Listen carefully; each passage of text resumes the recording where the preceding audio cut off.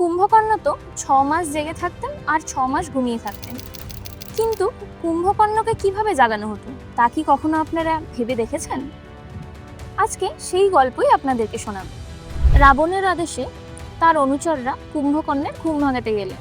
অনেকেই কুম্ভকর্ণ যে গুহায় শুয়েছিলেন সেই গুহার কাছাকাছি আসতেই তার নিঃশ্বাসে উড়ে চলে গেলেন, আর বাকিরা অনেক কষ্ট করে কুম্ভকর্ণের অবধি পৌঁছাতে পারলেন।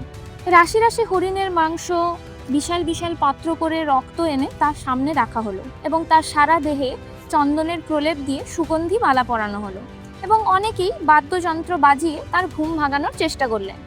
অনেকে চিৎকার চেঁচামেচি করতে লাগলেন, কিন্তু কোনো কিছু করেই কুম্ভকর্ণের ঘুম ভাঙানোর কোনো লক্ষণই দেখা গেল না।